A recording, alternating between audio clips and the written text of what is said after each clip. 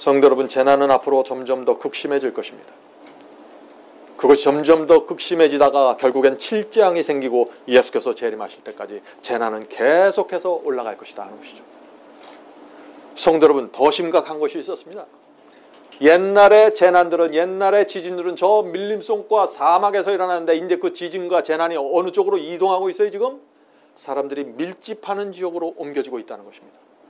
무슨 뜻입니까? 성령이 거두어지고 있다는 뜻입니다.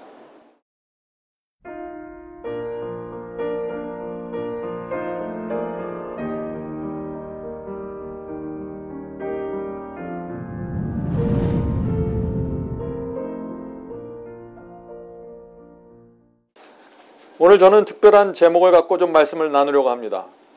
노아 가족만 구원받은 이유입니다. 오늘날 많은 사람들이 이런 질문을 합니다. 어떻게 노아 방주에 8명만 들어갈 수 있습니까? 그 당시 지구에 수많은 사람들이 살았을 텐데 어떻게 노아의 설교를 듣고 방주에 들어간 사람들이 그렇게 적을 수 있습니까? 이해가 안 됩니다 하는 말이죠. 여러분은 어떻게 생각하십니까? 성도 여러분, 노아가 몇 년 동안 홍수가 올 것이라고 설교했습니까? 120년 동안 했죠. 만일 제가 이 교회에서 이제 곧 예수께서 재림하셔서 불로 세상을 심판하실 것입니다. 빨리 세상을 버리고 회개하고 준비하십시오 라고 설교하면은 어떻게 될까요? 3년 동안 설교하면 어떻게 될까요? 여기에 몇 명이나 남아있을까요? 10년 동안 제가 똑같은 경고를 하고 설교를 하면 어떻게 될까요? 아마 사람들이 저를 미친 사람 취급할 것입니다. 그런데 제가 120년 동안, 그렇게 오래 살 수도 없지만 120년 동안 만일 제가 그런 설교를 한다면 어떻게 될까요? 이 세상 아무도 제 설교에 귀를 기울이지 않을 것입니다. 이것이 노아 방주에 8명만 들어가게 된 이유입니다. 때로는 하나님께서 너무나 충분한 말씀과 기회를 주시기 때문에 사람들이 지치는 것입니다. 노아는 충성스럽게 하나님의 말씀을 전했습니다. 한 번도 하늘에서 비가 내리는 것을 보지 못했는데 그 하나님의 말씀을 믿고 방주를 지었습니다. 그런데 그 결과는 참담했습니다. 아무도 방주에 들어가지 않았죠. 방주에 들어갈 수 있는 충분한 기회와 시간이 있었는데 들어가지 못했던 것입니다. 왜 그런 일이 일어났을까요? 이 시대에 정말 중요한 질문이에요. 왜 그럴까요? 왜냐하면 예수께서 인자의 때는 노아의 때와 같을 것이라고 했으니까. 노아 시대에 있었던 그런 일들이, 그런 상황이 인자가 올 때, 재림하실 때 다시 한번 반복될 것이라고 했기 때문에 우리는 노아 시대에 도대체 무슨 일이 일어났는지 좀 들여다볼 필요가 있다 하는 것입니다. 우리가 노아 시대 방주에 8명만 들어간 이유를 살펴보면은요, 마지막 시대 수많은 사람들이 구원을 잃어버리는 이유가 알게 되는 것입니다. 자, 노아 방주에 8명만 들어간 분명한 이유가 있습니다. 오늘 우리가 그 이유를 살펴보러 가는데 첫 번째 이유가 무엇일까요? 첫 번째 이유는 하나님께서 분명한 징조를 보여주셨는데 무시했기 때문입니다. 하나님께서 방주 문을 닫기 전에 어떤 징조를 보여주셨나요? 모든 사람들이 지켜보는 앞에서 동물들이 쌍쌍이, 새들이 쌍쌍이 방주 안으로 들어가는 초자연적인 현상을 보여주었죠. 부정한 짐승은 암수 2쌍씩, 정한 짐승은 암수 7쌍씩 방주로 들어가는 놀라운 그 마지막 징조가 있었는데 그것은 아무도 부인할 수 없는 징조였는데 그걸 무시했다는 것입니다. 자, 그러면은 마지막 시대도 이런 일이 생길까요? 징조를 무시하는 일들이 생길까요? 그렇습니다. 예수께서 징조를 주셨습니다. 마태복음 24장에 분명한 징조를 주셨는데 그것은 마태복음 24장 7절과 8절입니다. 민족이 민족을, 나라가 나라를 대적하여 일어나겠고 처처의 기근과 지진이 있으리니 이 모든 것이 재난의 시작이리라. 예수께서는 재림하실 때 이런 징조가 일어날 거다라고 말씀하시면서 기근과 지진과 재난들이 생길 것이라고 말씀하셨습니다. 자, 그런데요, 서기 2000년을 넘어오면서 재난들이 급격하게 증가하고 있는 모습을 우리가 보는 것입니다. 자, 그래서 오늘 제가 그 리스트를 좀 적어왔습니다. 2001년 11월 뉴욕에서 쌍둥이 건물이 테러리스트의 비행기와 충돌하면서 순식간에 무너졌습니다. 3000명이 현장에서 죽었습니다. 뉴욕 시민들이요, 그때 정말 놀라고 충격을 받았습니다. 제가 그때 미국 조지아에 있었는데 저도 이것을 텔레비로 생중계로 봤습니다. 사람들은 세상이 끝났다고 얘기했어요. 사람들이 교회에 몰려들었습니다. 두려워서 몰려든 거죠. 그러나 그 두려움이 지나가자 사람들은 다시 교회를 떠나게 되는 것입니다. 두려움 갖고는 신앙을 유지할 수 없는 것이죠. 자, 2001년에 이런 일이 생기고 2003년에 다시 큰 재난이 왔는데 40도를 넘어가는 엄청난 폭염이 유럽을 덮쳐서 그 당시 몇 명이 죽었는지 아세요? 7만 명 이상이 죽었습니다. 사람들이 이거 잘 모르죠. 잊어버리는 것입니다. 요새는 웬만큼 죽어갖고 뉴스에도 안 나와요. 선진국 유럽에서 이 정도의 사상자가 생겼다는 것은 정말 두려운 일입니다. 2004년에 그 다음에 또다시 12월 26일 날 큰 지진이 생겼습니다. 인도네시아 스마트라 아바디아에서 9.0 강진이 생겨서 쓰나미가 일어났는데 이때 30만 명이 죽었습니다. 100만 명이 심각한 부상을 당했고 수백만 명이 집을 잃어버렸습니다. 역사상 세 번째 크기의 지진이었다고 합니다. 목격자들에 의하면 그 당시 파도의 높이가 30m 이상이나 올라갔다고 하죠. 사람들이 이런 엄청난 재난이 있는데도요, 잊어버려요. 며칠 있으면 다 잊어버려요. 무시하는 것입니다. 2005년 8월 29일입니다. 미국 동부에 허리케인 카트리나가 덮쳤습니다. 미국은 태풍과 재난에 아주 대비가 잘 된 나라입니다. 그럼에도 불구하고 사망자와 실종자가 2,500명이 되었습니다. 성도 여러분 생각해 보세요. 한국에서 2,500명이 죽었다고 생각해 보세요. 나라가 뒤집히는 것입니다. 그런데 사람들이 역시 잊어버립니다. 2005년입니다. 같은 해 10월 8일 인도와 파키스탄 카시미르 지역에서 지진이 일어나서 7만 4천여 명이 사망했습니다. 사람들이 놀라지도 않아요. 또 잊어버리는 것입니다. 예수께서 재림하신다는 이런 징조들이 마태복음 24장에 의해서 계속해서 우리 눈앞에 나타나는데 신문에서 보도되고 텔레비전에서 나왔다가 잊어버리는 것입니다. 2008년입니다. 2008년 5월 2일 미얀마의 초대형 사이클론인 니르기스라는 사이클론이 일어나서 13만 8천 명이 사망했습니다. 사람들이 두려워합니다. 며칠 동안. 그러다가 또 잊어버립니다. 2008년 같은 해죠. 5월 12일입니다. 중국 수촨성에서 8.0의 강진이 일어나서 8만 명이 죽었고 18,000명 이상이 실종되었습니다. 180만 명 이상이 집을 잃어버렸습니다. 사람들이 잠깐 놀랬죠? 그러나 또 잊어버렸습니다. 2010년입니다. 1월 12일 IT에서 7.0 강진이 일어나서 22만 명이 죽었습니다. 100만 명 이상이 집을 잃어버렸어요. 이때는 대통령궁이 무너지고 국회의사당까지 무너지고 교도소가 무너져서 4천 명 이상의 죄수들이 탈출해버렸다고 합니다. IT 전체 인구의 30%가 피해를 봤습니다. 한동안 신문에서 들썩였죠? 그러나 열흘이 2주가 지나지 않아서 또다시 잊어버리는 것입니다. 성도 여러분, 이것이 마지막 시대의 모습입니다. IT 지진이 일어난 후 46일 만에 다시 칠레에서 초대형 지진이 또 일어났습니다. 2010년 2월 27일이죠. 칠레에서 진도 8.8의 지진이 일어나서 700명 이상이 사망했고 200만 명 이상의 이재민이 생겼습니다. 성도 여러분, 마지막 때가 됐습니까? 구글에 가서 한번 찾아보십시오. 재난의 그래프가 급격하게 상승하고 있는 것을 여러분들 쉽게 볼 수 있을 것입니다. 2011년이 돼서 또 큰 엄청난 일이 생겼죠. 2011년 3월 11일 일본 동북부에 9.0의 강진이 생기고 쓰나미가 덮쳐서 돌이킬 수 없는 재앙을 만났습니다. 그때 15,899명이 사망했습니다. 3,642명이 실종되었습니다. 이 쓰나미의 충격으로요, 일본 열도, 일본의 땅덩어리가 수십 센치 한국 쪽으로 밀려났죠. 쓰나미는 이 후쿠오카 핵발전소를 깨뜨렸죠. 도시 전체를 휩쓸었습니다. 우리가 그 끔찍한 장면을 지금도 기억합니다.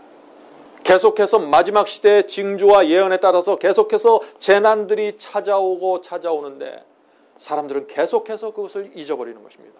그것을 무시하고 먹고 마시고 장가하고 시집가면서 살아가고 있는 것입니다. 이것이 마지막 시대의 모습이라는 것이죠. 성도 여러분, 왜 노아 시대 방주에 8명만 들어갔을까요? 그들도 마지막 징조를 무시했기 때문입니다. 오늘날 많은 사람들이 주의 재림이 가까웠다고 말합니다. 일본 쓰나미가 일어나서 수많은 사람들이 죽었을 때 미국에서 많은 사람들이 교회에서 이 성경절을 읽었습니다. 누가복음 21장 25절 26절입니다. 땅에서는 민족들이 그리고 바다와 파도의 우는 소리를 인하여 바닷속 깊은 곳에서 지진이 일어나면서 쓰나미가 생겼죠.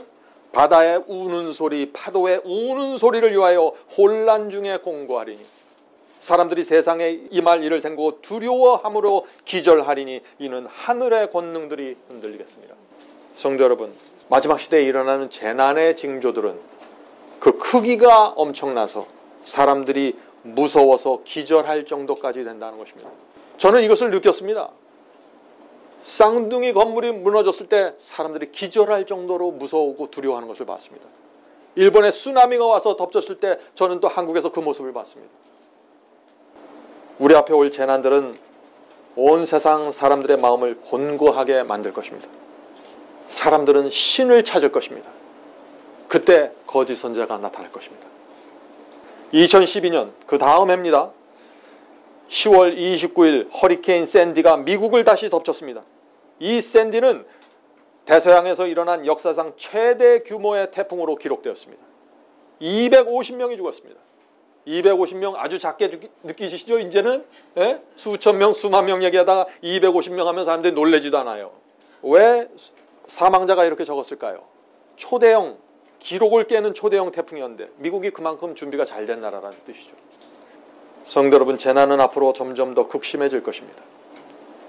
그것이 점점 더 극심해지다가 결국엔 칠재앙이 생기고 예수께서 재림하실 때까지 재난은 계속해서 올라갈 것이다 하는 것이죠. 성도 여러분, 더 심각한 것이 있었습니다. 옛날의 재난들은, 옛날의 지진들은 저 밀림속과 사막에서 일어나는데 이제 그 지진과 재난이 어느 쪽으로 이동하고 있어요? 지금 사람들이 밀집하는 지역으로 옮겨지고 있다는 것입니다. 무슨 뜻입니까? 성령이 거두어지고 있다는 뜻입니다. 바울은 재난과 재림의 징조에 대해서 아주 구체적으로 설명해 줍니다. 지난번에 한번 설명을 했는데 오늘 다시 좀 그 말씀을 살펴보겠습니다. 데살로니가전서 5장 1절부터 3절입니다. 형제들아, 때와 시기에 관해서는, 재림의 때와 시기에 관해서는 너희에게 쓸 것이 없으면 주의 날이 밤에 도적같이 이를 줄을 너희 자신이 자세히 알미라. 예수님의 재림이 뭐처럼 임하신다고요? 도적처럼 임한다고요. 그런데 모든 사람들에게 도적처럼 임할까요? 그게 아니라는 것을 지금 말하고 있는 것입니다. 저희가 평안하다 평안하다 할 그때, 마지막 때가 되면은 평안하다 평안하다, 이 메시지가 계속 교회와 세상에서 나올 것이라는 것이죠. 자, 평안하다 할 그때에 잉태된 여인에게 해산하는 고통이 이름같이, 자, 재난과 재림의 징조가 어떤 방식으로 오는지 지금 바울이 설명합니다. 잉태된 여자에게 해산 고통이 이름과 같이 멸망이 호련히 저희에게 이르니 결단코 피하지 못하리라. 자, 마태복음 24장에 나오는 이 재난들이 분명한 징조로 나타나는데 그 징조가 어떻게 나타날 것이라고 했습니까? 여기서 지금 잉태된 여자에게 해산 고통이 이름같이. 자, 이것이 무슨 뜻입니까? 해산 고통이 어떻게 임하나요? 우리 여집사님들 아기를 낳을 때 해산 고통이 어떻게 났습니까? 처음에는 통증이 약하죠? 그러다가 통증이 점점 더 심해집니다. 통증이 심해지면서 통증의 간격이 점점 빈번해지죠. 간격이 짧아지게 되는 것입니다. 그러면서 통증이 가장 심하다가 결국 아기가 태어나게 되는 것이죠. 마태복음 24장에 나오는 이 재림의 징조, 재난이 바로 이런 방식으로 온다 하는 것입니다. 점점 더 재난이 커질 것입니다.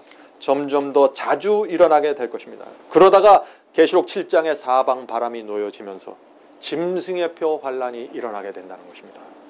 그러면서 짐승의 표 환란이 지나면서 다시 칠재앙이 떨어지고 점점 더 재난이 심해지죠. 그리고 지구 역사 최고의 재난이 칠재앙을 통해서 나타나면서 예수께서 재림하십니다. 그러므로 예수께서 재림하실 때 이 세상은 황폐해질 수밖에 없는 것입니다.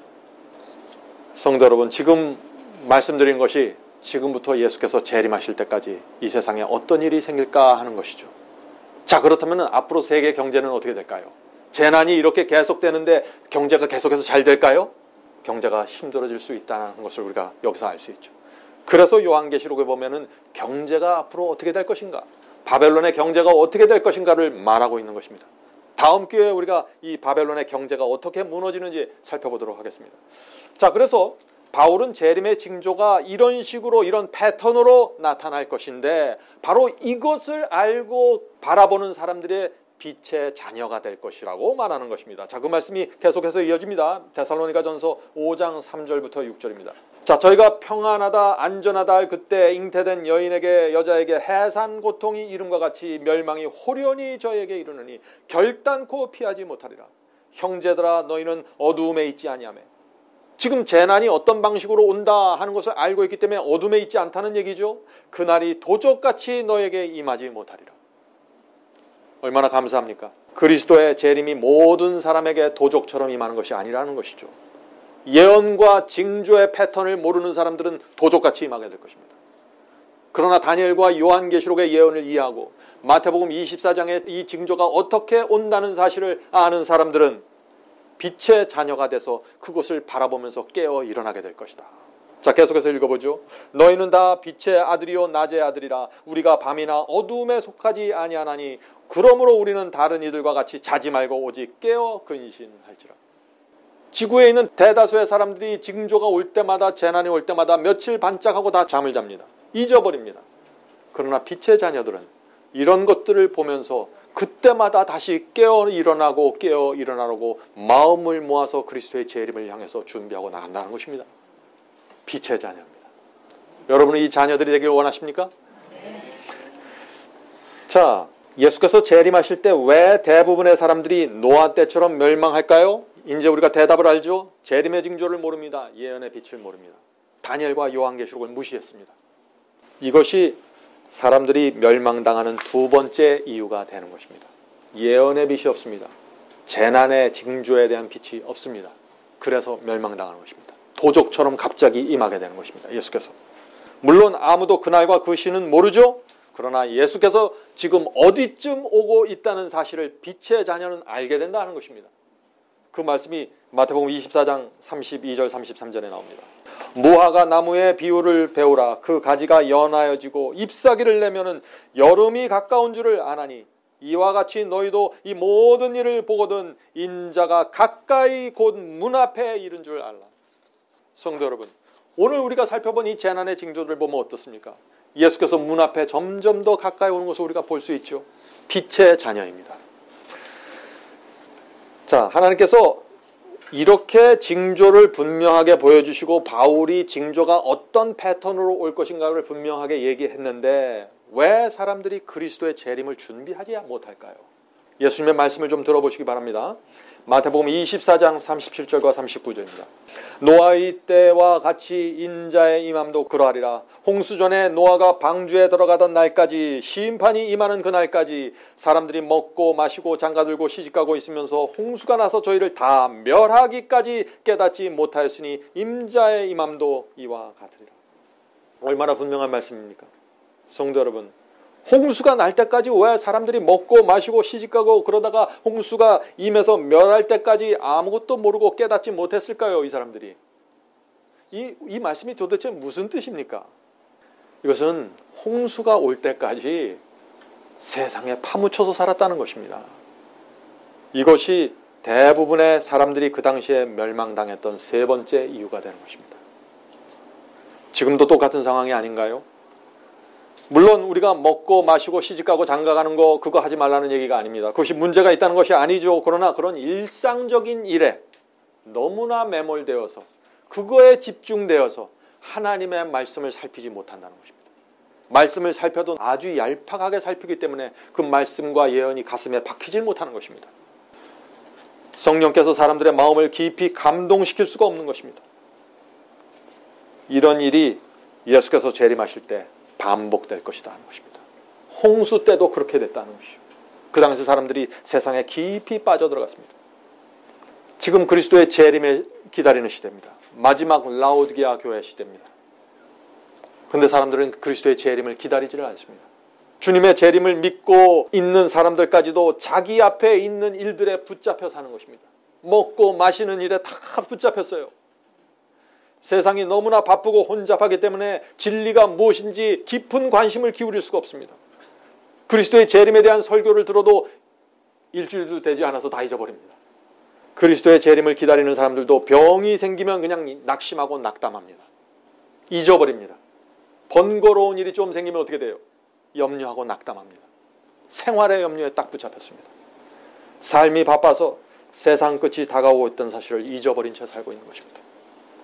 하나님을 믿는 사람도, 재림을 기다린다고 말하는 사람들도 돈이 없어지고 가난해지면 다시 낭망하고 염려하고 초조해하는 것이죠.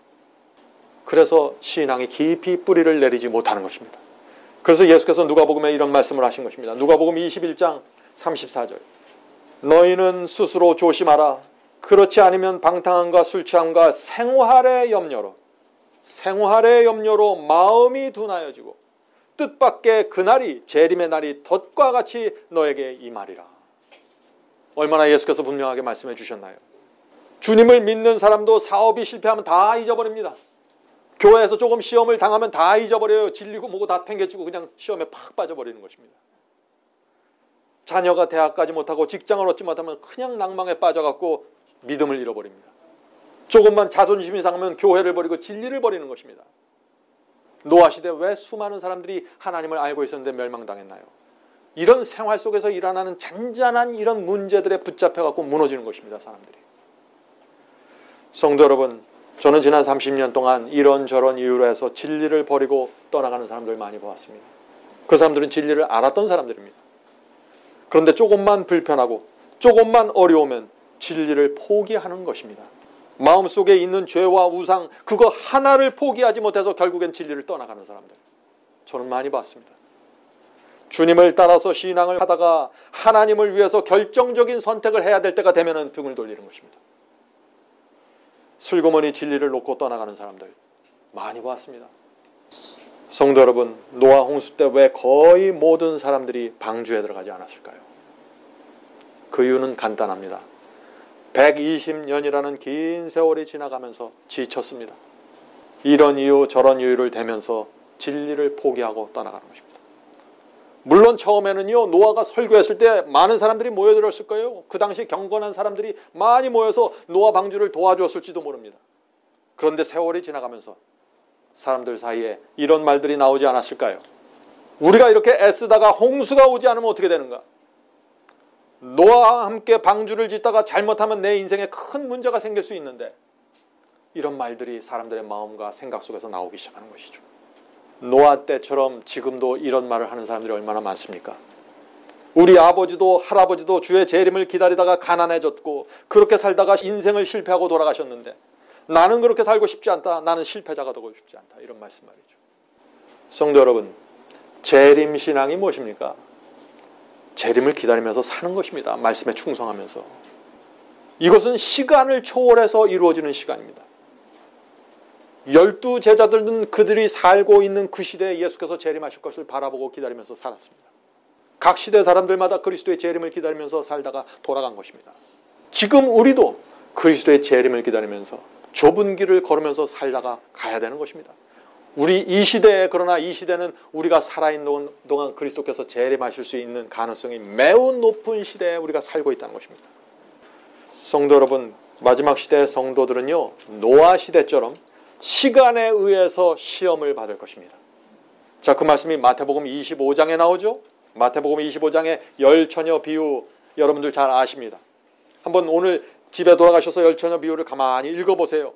신랑을 기다리던 그 열처녀들이 있었는데 그들 모두 시험에 의해서 시험받았습니다. 신랑이 오기를 지체하면서 기다리다가 지친 그 미련한 처녀들이 기름이 떨어지는 것도 모르고 사는 것입니다. 예수께서 노아의 때 사람들의 마음과 신앙을 시간으로 시험했던 것처럼 마지막 때도 하나님께서 시간으로 그들의 진실함을 시험하십니다. 신랑이 온다 하는 외침이 들릴 때 모든 사람이 잠에서 깰 것입니다. 그러나 문제가 뭐예요? 때가 늦었어요.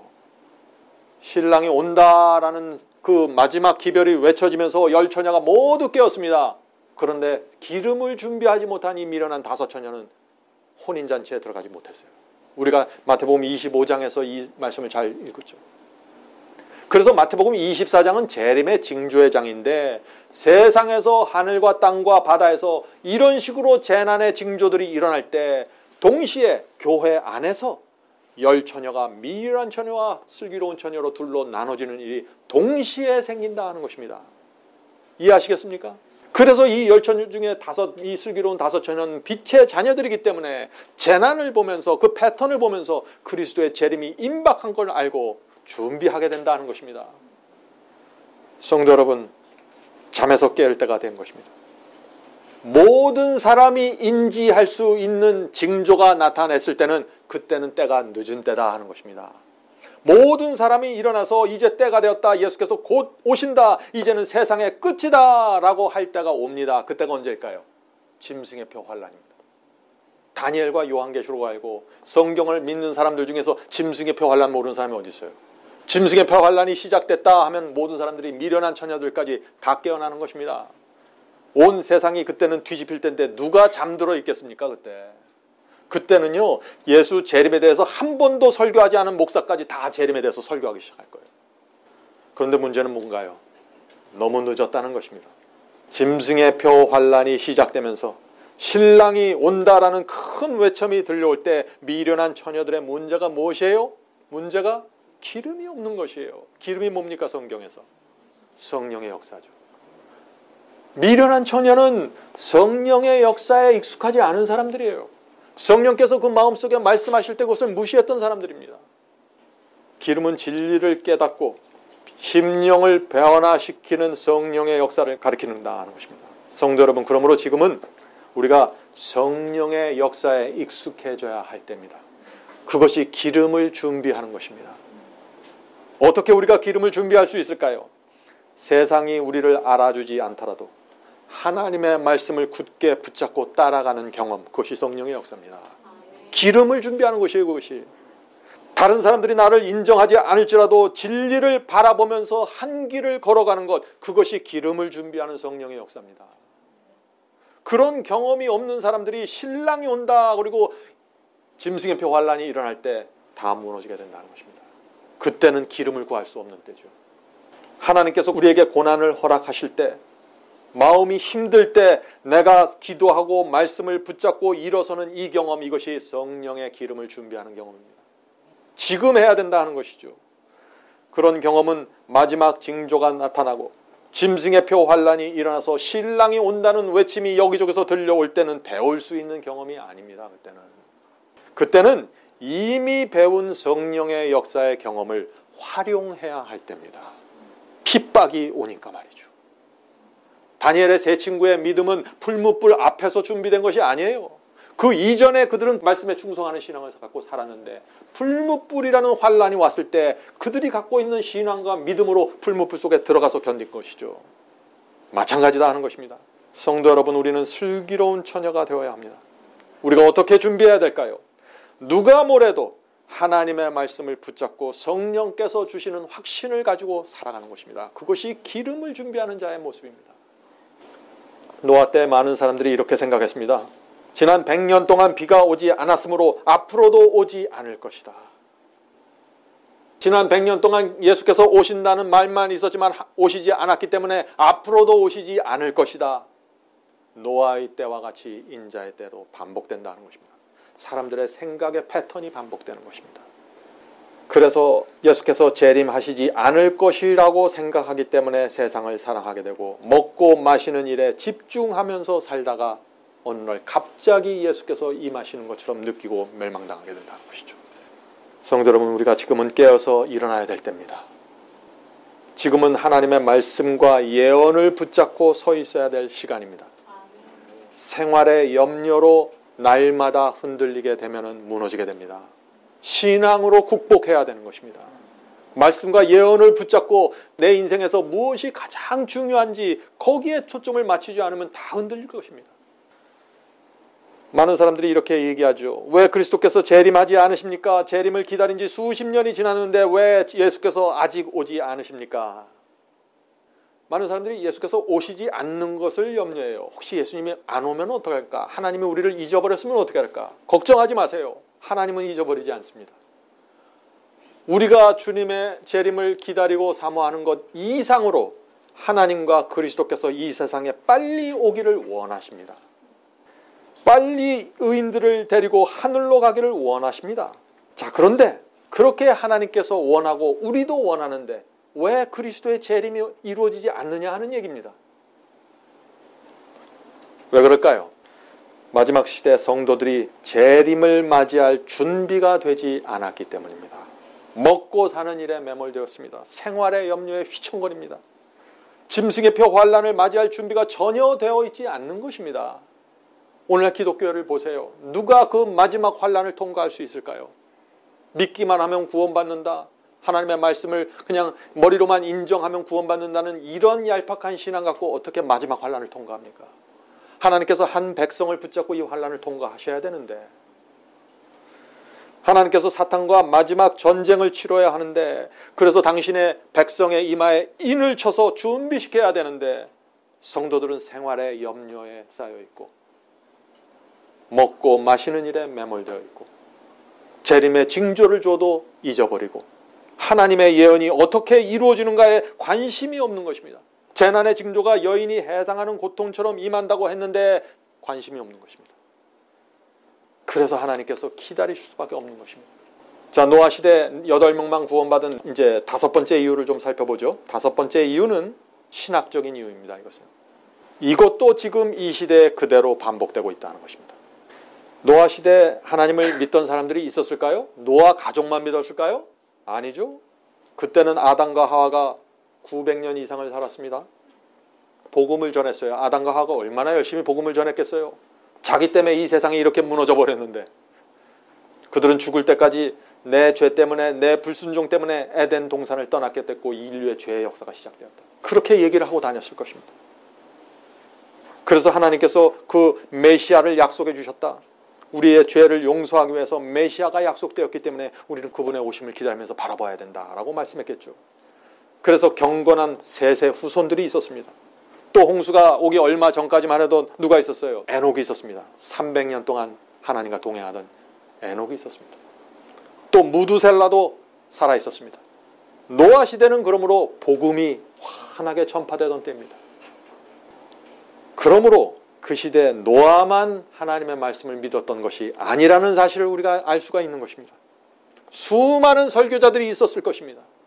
그런데 그 당시에 성직자들이, 설교자들이 어떤 설교를 했을까요? 여기에 문제가 있는 것입니다. 노아의 설교와 그 당시에 있었던 수많은 설교자들의 설교가 계속해서 충돌하지 않았겠습니까? 노아의 설교와 다른 많은 성직자들의 설교가 동일하고 일치가 됐다면 왜 방주에 들어가지 않았겠어요? 믿는 자들이. 자, 예수께서 노아의 때에 된 것 같이 인자의 때에도 그러하리라 라고 하셨죠. 자, 이 말씀을 거꾸로 뒤집으면 어떻게 되나요? 인자의 때에 된 것 같이 노아의 때도 그렇게 될 것이다. 인자의 때가 언제입니까? 이 시대입니다. 마지막 시대입니다. 그러므로 우리가 마지막 시대에 어떤 설교들이 어떻게 나오는가를 보면은 노아 시대 어떤 설교가 어떻게 나갔을 것을 예상할 수 있다는 것입니다. 여러분들 동의하십니까? 예. 그래서 지금 이 시대에 나오는 거짓 복음과 거짓 설교를 들어보면은 노아 때에도 이런 설교들이 나갔기 때문에 사람들이 방주에 들어가지 못했겠구나라고 알 수 있는 것이죠. 그러므로 노아가 방주를 짓는 그 120년 동안 노아를 가장 힘들게 했던 사람들이 누구일까요? 거짓 선지자들입니다. 방주로 들어가라고 설교하고 있는데 들어가지 않아도 구원받는다고 설교하던 자들이었어요. 마태복음 24장에 보면은 그 재림의 징조가 나오는데 그때 가장 강조되고 반복되는 징조가 뭐라고 했죠? 여러분들 이거 이제 기억하셔야 돼요. 가장 재림의 징조 중에 가장 반복되고 강조된 징조. 사람의 미혹을 조심하랍니다. 홍수도 아니고 지진도 아니에요. 사람의 미혹을 조심하라. 거짓 선지자를 조심하라는 것입니다. 이것이 마지막 시대 재림의 징조로 예수께서 가장 강조하신 거예요. 인자의 때는 노아의 때와 같을 것이라. 노아의 때도 그러므로 거짓 선지자들이 많이 일어났을 것을 우리가 예측할 수 있는 것입니다. 그들은 어떤 사람들이 노아의 설교를 받아들이고 준비하려고 하면 그들에게 찾아가서 미혹하는 설교를 했을 것입니다. 어떻게 미혹했을까요? 자, 그래서 제가 오늘 이 노아 시대로 돌아가서 그들의 설교의 투쟁을 좀 살펴보도록 하겠습니다. 그 당시 수많은 선교자들이, 거짓 선지자들이 노아를 향해서 이렇게 말했을 것입니다. 노아, 당신은 하나님의 능력을 정말 믿습니까? 아니면 당신이 만든 이 배를 믿는 것입니까? 우리들이 보기에는 노아, 당신은 하나님보다 방주를 더 믿는 것 같습니다. 보잘것없는 나무로 만든 이 배를 믿지 말고 전적으로 하나님을 신뢰하는 법을 배우십시오. 배가 작으면 작을수록 당신은 하나님께 영광을 돌릴 수 있습니다. 얼마나 멋있는 얘기예요. 만약 당신이 배를 짓지 않고 하나님의 구원만을 믿음으로 바라본다면 그것이야말로 하나님의 능력에 대한 가장 확실한 믿음이 될 것입니다. 우리는 환난을 위한 준비를 할 필요가 없습니다. 하나님을 믿으면 우리의 대장 대신 하나님께서 우리를 보호해 주실 것입니다. 성도 여러분, 얼마나 멋지게 들립니까? 이것이 인간의 논리라는 것입니다. 인간의 논리는 항상 하나님의 말씀을 뒤집으면서 나옵니다. 자, 노아가 이런 거짓 선지자들의 설교에 어떻게 응답했을까요? 노아는 이렇게 말했을 것입니다. 여러분의 설교와 신학은 매우 논리적으로 들립니다. 그러나 만일 여러분의 설교와 신학이 진리라면 왜 하나님께서 나에게 이 엄청난 크기의 방주에 대한 청사진을 주셨을까요? 왜 하나님께서 방주를 짓는 재료와 크기를 정확하게 알려주셨을까요? 하나님께서 심판을 피할 수 있는 방법을 알려주셨는데 그것을 거절하고 무시하는 것이 믿음입니까? 하나님의 말씀과 명령을 무시하는 것은 믿음이 아닙니다 라고 대답했을 것입니다. 자, 노아의 이 말에 대해서 그 당시의 거짓 선지자들이 또 무엇이라고 대답했을까요? 아마 이렇게 대답했을 것입니다. 노아여, 하나님께서 방주를 지으라고 하신 것은 불가능한 것을 요구하신 것입니다. 왜 하나님께서 당신에게 불가능한 것을 요구했을까요? 노아 당신이 영적으로 교만하고 스스로 의의를 쌓으려고 하기 때문에 하나님께서 도무지 할 수 없는 불가능한 대공사를 주신 것입니다.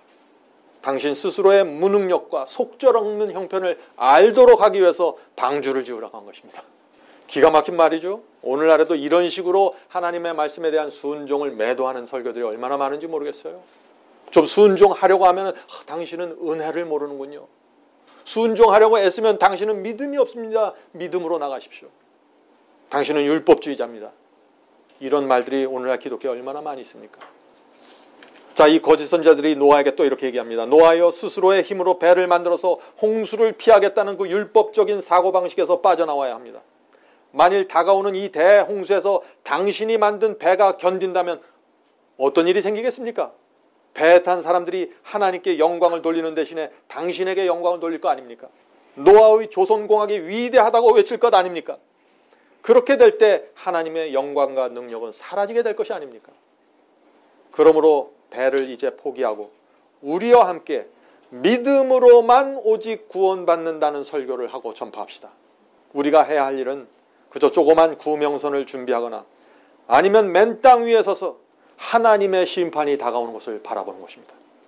그것이 하나님의 능력을 믿는 믿음입니다. 성도 여러분, 하나님의 말씀을 모르면은요, 이런 말에 다 넘어가게 돼 있어요. 노아 시대에도 하나님의 말씀을 무시하거나 무지한 자들은 다 노아의 말을 듣지 않는 것입니다. 자, 이 거짓 선자들의 이런 말에 노아가 또 어떻게 응답했을까요? 노아가 이렇게 말했을 것입니다. 나는 당신들의 논리를 전혀 이해할 수 없습니다. 하나님께서는 우리를 살리기 위해서 방주를 지으라고 하셨는데 당신들은 아무것도 하지 않는 것이 믿음이고 그것이 하나님께 영광 돌리는 것이라고 하고 있습니다. 나는 하나님께서 주신 말씀대로 순종해야 한다고 설교하는데 당신들은 하나님의 사랑과 은혜가 우리를 홍수 심판에서 구원할 테니 염려하지 말라고 자꾸 설교합니다. 많은 사람들이 지금 내 설교보다는 당신들의 설교를 좋아하는 것처럼 보입니다. 그런데 만일 당신들의 주장이 진리라면 왜 하나님께서는 나에게 방주의 청사진을 보여주셔서 120년이라는 긴 세월 동안 노력과 희생을 하라고 명령하셨을까요? 나와 내 가족은 이 엄청난 크기의 배를 짓는 동안 수많은 시련과 고난을 당했습니다. 어떤 때는 자금이 부족하고 어려움이 봉착할 때마다 나는 하나님께 도와달라는 기도를 눈물로 드렸습니다.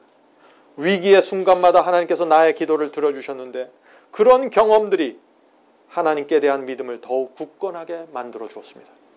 제가 지금 무엇을 얘기하나요? 이 시대도 방주를 지어야 합니다. 우리의 마음속에 견고한 방주를 지어야 됩니다. 그 우리 속에 방주를 짓는 방법은 하나님의 말씀대로 움직이고 순종해 가는 것입니다. 왜 우리가 그렇게 할 수 있을까요? 그것은 하나님의 말씀이고 그분은 나의 하나님이기 때문에 하는 것이죠. 자, 계속해서 이 노아의 호소를 들어보십시오. 어려운 일이 닥칠 때마다 우리 가족은 서로 격려하고 위로하면서 전진하고 있습니다. 우리 가족들이 이렇게 살아야 하는 것입니다. 서로 위로하고 격려하면서 말이죠. 우리는 다른 영혼들을 살리기 위해서 거대한 방주를 짓고 있지만 실제로 이 일을 통해서 가장 많은 유익을 얻는 것은 나와 우리 가족입니다. 방주 공사를 통해서 우리는 하나님께 더 가까이 가고 있습니다. 비록 방주 짓는 일이 외롭고 어려운 길이지만 하나님께서는 우리를 인도하고 계십니다. 물론 홍수가 올 때 우리의 순종과 희생 때문에 구원받는 것은 아닙니다. 그러나 우리는 하나님께서 계획하신 구원의 방주 안에서 피난처를 얻게 될 것입니다. 그러면서 이 노아가 다시 거짓 선지자들에게 이렇게 말합니다. 오해하지 마시기 바랍니다. 우리는 우리의 행함과 순종의 대가로 구원을 기대하는 것이 아닙니다. 우리는 하나님의 말씀을 믿고 신뢰하기 때문에 그분의 말씀을 따르는 것입니다. 지구에 사는 대다수의 사람들이 지금 우리 가족을 조롱하고 놀리고 있습니다. 그것이 현실입니다. 그러나 우리는 끝까지 방주를 지을 것입니다. 우리는 왜 이렇게 큰 방주를 지어야만 하는지 그 이유와 목적을 잘 모릅니다. 그러나 우리는 하나님을 믿습니다. 우리는 하나님의 말씀에 순종하는 것이 우리에게 최고의 안전과 행복이 된다는 사실을 믿습니다. 성도 여러분, 여러분은 왜 순종하십니까? 그것이 나에게 가장 큰 행복이고 가장 확실한 안전이고 구원이기 때문에 그런 것입니다. 하나님을 신뢰하기 때문에 순종하는 것이죠. 그러므로 순종이 없는 믿음으로는 하나님께서 마련하신 구원의 계획에 참여할 수 없습니다. 지금 당신들의 문제가 무엇인지 아십니까? 여러분은 자신이 알고 있는 하나님의 뜻과 말씀에 순종하지 않으면서 무시하면서 그저 머리로만 하나님의 말씀에 동의하고 있지 않습니까? 입으로만 하나님의 말씀을 믿는다고 말하지 않습니까? 그것은 기만입니다. 여러분은 결국 여러분이 원하는 길로 가게 될 것입니다. 하나님께서 방주를 지으라고 하면 짓는 것이 믿음입니다. 노아의 이런 간절한 호소에 또 거짓 선지자들이 어떻게 대답했을까요? 아마 이런 대답을 하지 않았을까요? 노아여, 우리의 생각은 당신과 다릅니다. 당신은 지나치게 문자에 묵혀있고 율법적입니다. 하나님의 말씀은 영적으로 이해하고 받아들여야 됩니다. 문자대로 행하지 말고 영적으로 믿으면 됩니다. 오늘날도 이런 설교하는 사람들이 얼마나 많이 있나요? 노아, 당신이 하나님을 정말 믿으면 인간의 속절없는 모든 행위를 내려놓게 될 것입니다. 하나님의 사랑과 은혜를 정말 믿으면 아무것도 하지 않은 채 하나님의 구원을 감사하고 찬양하게 될 것입니다. 그분께서 우리를 위해서 베푸시는 구원의 역사를 바라보는 것, 그것이 그냥 신앙입니다. 하나님께서는 우리의 순종과 행함에 상관없이 우리를 구원하실 것입니다. 우리가 믿고 있는 동안 하나님은 우리를 심판하지 않습니다. 성도 여러분, 그 당시 노아와 거짓 선지자들 사이에 있었던 논쟁을 이해하시겠습니까? 이 논쟁이 마지막 시대에 다시 반복되고 있는 것입니다. 방주를 지으라는 하나님의 말씀에 순종할 것인가 순종하지 않을 것인가. 그래서 요한계시록 12장 17절에 하나님의 말씀과 계명을 지키는 자들을 마지막 시대의 여자의 남은 자손이라고 지목하고 있는 것입니다. 그들은 믿기만 하는 것이 아니라 하나님의 말씀과 계명에 순종하는 삶을 살기 때문이죠. 120년이 지나갔습니다. 노아의 설교를 통해서 온 세상이 경고받았습니다. 그리고 하늘에서 물방울이 떨어지기 시작했습니다. 홍수가 일어났고 온 세상이 물에 잠겼습니다. 노아를 비웃고 조롱하던 모든 사람들은 그때 피난처를 얻지 못하고 물속에서 멸망당했습니다. 성도 여러분, 오늘 많은 사람들이 신앙을 어떻게 합니까? 하나님의 말씀을 무시하면서 믿음을 주장합니다. 하나님의 말씀을 무시하면서 은혜와 사랑을 주장합니다. 내 생각보다 하나님의 말씀을 아래에 놓고 살아가고 있는 것입니다. 하나님의 말씀은 동쪽으로 가라고 하는데 서쪽으로 가고 있으면서 나는 하나님을 사랑합니다라고 말하죠. 하나님의 말씀은 북쪽으로 가라고 하고 있는데 나는 남쪽으로 가고 있으면서 나는 주님을 믿습니다라고 말하고 있는 것이에요. 이런 신앙이 노아 시대에 팽배했던 신앙이라는 것입니다. 그 당시 하나님께서 노아에게 주셨던 그 플랜 그대로, 청사진 그대로 방주를 지어야만 심판을 피할 수 있었습니다. 그 당시 뜨지 않는 방주가 있었다는 사실을 여러분들 아십니까? 방주를 지었어요, 어떤 사람들은. 근데 자기 생각대로 졌습니다. 하나님께서 가로와 세로와 높이를 정확하게 주시고 재료까지 정확하게 지목해 주셨는데 내 생각에는 이 사이즈가 맞아. 나는 냄새나는 동물들과 같이 들어가기 싫어. 적은 사이즈가 좋아. 수많은 방주들이 인간의 아이디어대로 주어진 것입니다. 인간의 의를 세우다가 모두 다 멸망당했습니다. 성도 여러분, 마지막 환난과 심판이 우리들 앞으로 다가오고 있습니다. 인자의 때는 노아의 때와 같을 것이라는 그 말씀 여러분들 잊지 말아야 합니다. 성령께서 우리 모두를 진리 안에 거하게 하시고 지켜주시기를 제가 간절히 바랍니다. 하늘에 계신 저희들의 아버지, 하나님께서 성경에 기록해 두신 재림의 징조가 그 말씀 그대로 이루어지고 있음을 저희가 믿습니다. 주님, 저희가 준비할 수 있도록 도와주시옵소서. 기름을 준비할 수 있도록 도와주시옵소서. 성령의 역사에 익숙하고 성령의 음성을 따라가는 믿음 가질 수 있도록 도와주시옵소서. 하늘에 계신 아버지, 인자의 때는 노아의 때와 같다고 했는데 저희가 먹고 마시는 일 세상 염려로 매몰되지 않도록 붙잡아 주시옵소서. 저희의 삶 속에 일어나는 크고 작은 일이 저희를 낭망시키지 않도록 붙잡아 주시옵소서. 저희가 어떤 상황에서도 주님을 바라보고 나갈 수 있도록 도와주시고 저희의 그런 신앙에 하나님께서 축복하셔서 저희의 길을 끝까지 인도해 주시옵소서. 오늘 이 시간 낭망한 성도들이 있습니까? 주여 도와주시고 믿음을 주시고 용기를 주셔서 이 세상에 태어난 이유와 목적을 잊지 않고 그리스도의 재림을 향하여 한 걸음 한 걸음 나갈 수 있도록 도와주시옵소서. 이 모든 말씀 예수님의 이름으로 간절히 기도드립니다. 아멘.